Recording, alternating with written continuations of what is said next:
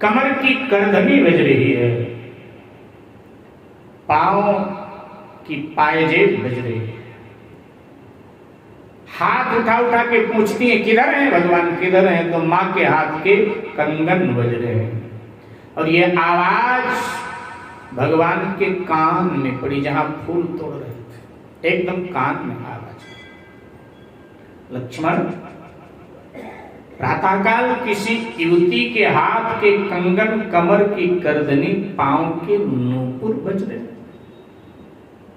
लगता है कि कामदेव ने पूरे विश्व पर विजय पा लिया और अब वो दुंदुभी बजाता हुआ मुझे जीतने आ रहा है। आश्चर्य है लक्ष्मण। हे लक्ष्मण, बड़ा अचंभा है।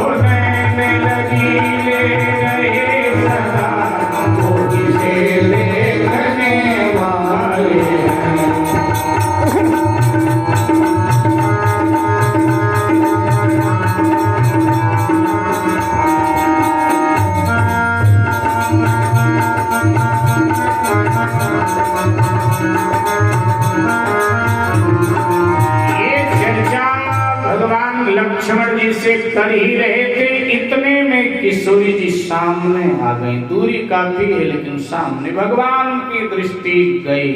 अस कही पुनि जीत ये ते होगा, श्याम कृष्ण सी गई जगोरा, श्याम कृष्ण सी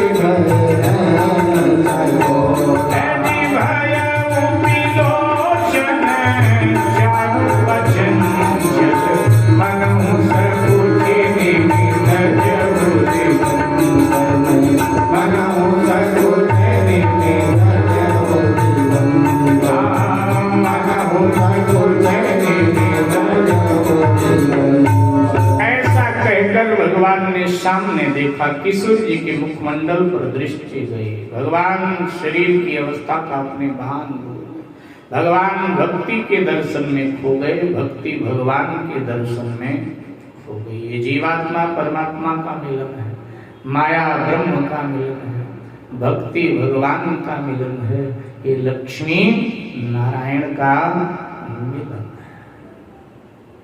सिया जी का मुख मानो चंद्र हो और सरकार की आंखें मानो चकोर हो, जैसे चकोर चंद्र को देखता है ऐसे अपलक एक दूसरे को निहार रहे हैं। किसी ने गोस्वामी जी से कहा कि पलक क्यों नहीं मार रहे हैं? पलक मारना तो नेत्रों का कर्म है। बोले जिस वजह से पलकें ऊपर नीचे गिरती उठती हैं वो वजह खत्म हो गई। क्यों गिरती उठती हैं नीचे ऊपर? तो वाल्मीकि के रामायण के उत्तर कांड में कथा आती है, श्रीमद् भागवत के 9वें स्कंद में भी एक कथा आती कि महाराजा जनक के जो पूर्वज हैं उनका नाम है निमि।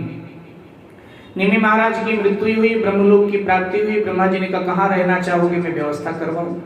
तो निमि महाराज ने कहा हमारे अनगिनत स्वरूप हो जाएं, लोगों के पलकों पर बैठकर उनके पाप पुण्य को देखता रहूंगा, और जब मृत्यु के बाद वो यमपुरी में आवे तो यमराज के सामने में प्रकट होकर बताया करूंगा इसने इतना पाप किया, इतना पुण्य किया। तो निमि महाराज को देवत्व की प्राप्ति हो गई, उनके अनगिनत रूप हो गए। तो हमारे आपके पलकों पर निमि महाराज हमेशा बैठे रहते हैं, हम क्या करते हैं वो देखते रहते हैं, और अंत समय में वो गवाही बनकर वहां खड़े होंगे, इस आदमी ने इतना पुण्य किया, इतना पाप किया। तो निमि महाराज राम जी के पलक पर भी थे, सीता जी के पलक पर भी थे, लेकिन जब सीता जी ने राम जी को देखा, राम जी ने सीता जी को देखा, तो निमि महाराज को संकोच हुआ। निमि महाराज को संकोच हुआ कि मेरी पोती अतिशय प्रेम में डूबी है, और पोती के प्रेम को कोई दादा देखे तो एक प्रकार का पाप लगता है। तो लगा कि मेरी पोती प्रेम में डूबी है, मैं तो दादा हूं और पोती के प्रेम का दर्शन करूं, ये अमर्यादा है।